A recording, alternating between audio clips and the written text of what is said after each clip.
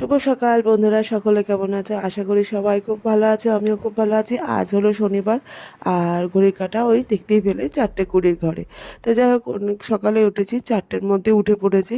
তা উঠে এদিকে বারান্দায়, মানে আমার তো রান্নাঘর কাম বারান্দা, এটা ডাইনিং প্লেস, যাই হোক এখানে তাড়াতাড়ি করে এসে লাইটটা জ্বাললাম, আর দেখি জানলা খুলে দেখি তখনও অন্ধকার, মানে 4টে 20 বাজে, যেহেতু অন্ধকার তো থাকবেই অবভিয়াসলি।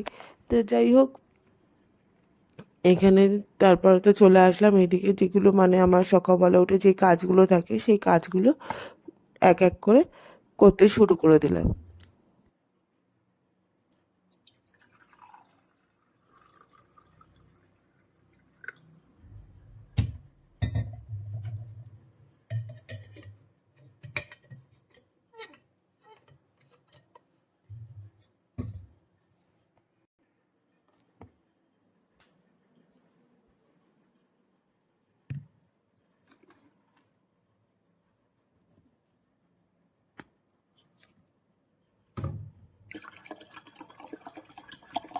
সকালবেলা কাজগুলো সেরে তারপর তো মুখ টুক ধুয়ে, বাসি মুখ টুক ধুয়ে ঠাকুর প্রণাম টনাম সেরে চলে আসলাম এদিকে।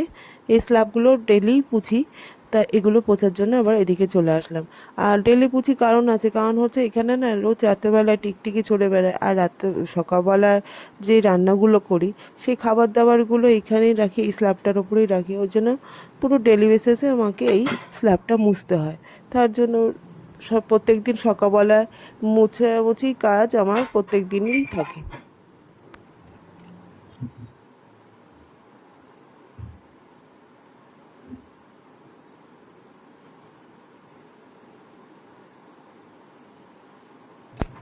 এদিকে স্ল্যাবটা মোছা কমপ্লিট হয়ে গেছে আমার, দেখতেই পাচ্ছ। স্ল্যাব মুছে নিয়ে এদিকে যে আমার টেবিলটা আছে, খাবার টেবিলটা, সেই খাবার টেবিলটাও পুছে নিলাম ওই হাতেই।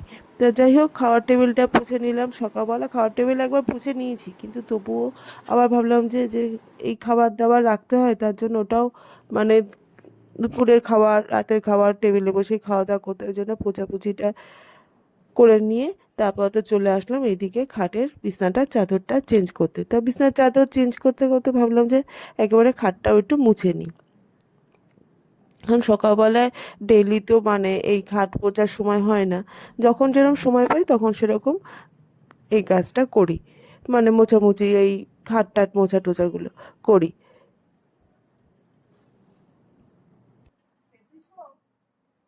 তো দেখো, এদিকে আমার সব কাজ কমপ্লিটই হয়ে গেছে মোটামুটি।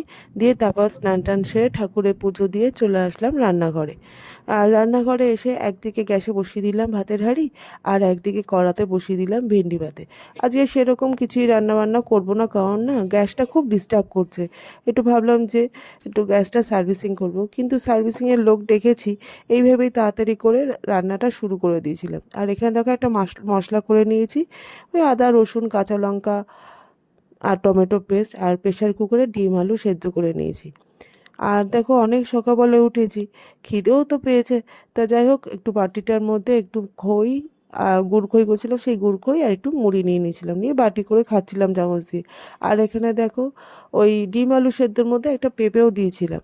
পেঁপেটা পেঁপেটা আলাদা একটা বাটির মধ্যে নামালাম, আর এদিকে ডিম আলুটা একটা গামলির মধ্যে নামালাম। এখানে দেখো ভাতের হাঁড়ি যথারীতি আমার নেমে গেছে।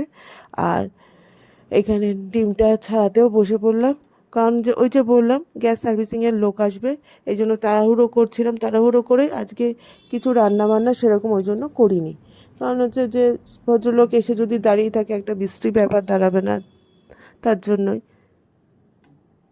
আর এখানে দেখো কড়ায় তেল দিয়ে দিয়েছি, তেলটা গরমও হয়ে গেছে। এক এক করে ডিমগুলো হালকা করে, মানে বেশি কড়কড়ে করে ডিম ভাজলে আমার ঘরে কেউ খায় না, ওই জন্য একটু হালকা করে ভেজে নিয়ে, আর এদিকে যে তেলে ডিম ভেজেছি ওই তেলে একটু পেঁয়াজ, একটু জিরে আর তেজপাতা আগেই ফোড়ন দিয়েছি, দিয়ে একটু পেঁয়াজটা লাল লাল করে ভেজে নিয়ে যে বাটা মশলাটা রেখে দিয়েছিলাম বেটে, মানে পেস্ট করে, সেটা দিয়ে দিলাম। ঠিক আছে, আলু ভাজা দেবো, খেয়ে নিবি তা তো নয়।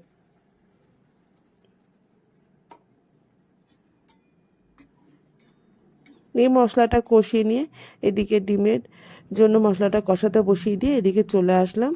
যে ওই দেখলে কড়ার মধ্যে একটু ভেন্ডিটা একটু ভাপাতে বসিয়েছিলাম, দিয়ে তারপরে তো ভাতে দিয়ে দিয়েছিলাম। তো এই ভেন্ডিটা ভাত থেকে বার করতে, এত গরম ভাত দেখতেই পাচ্ছ ধোঁয়া উঠছে, তো বার করতে খুব অসুবিধা হচ্ছিল। আর বললাম যে গ্যাস সার্ভিসিংয়ের লোক আসবে, তার জন্য সেরকম কিছুই করিনি রান্না। আর এই পেঁপে আর ভেন্ডিটা আলাদা আলাদা করে না মেখে ভাবছি একসঙ্গেই মেখে নেবো একটু নুন আর সর্ষের তেল দিয়ে।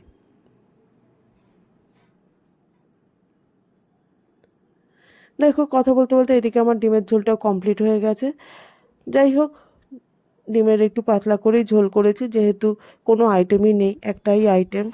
আর দেখো দুপুরবেলা বসে গেছি লাঞ্চ করতে, আর এদিকে আমার কর্তা বসে গেছে, মানে কর্তাও লাঞ্চ করা শুরু করে দিয়েছে।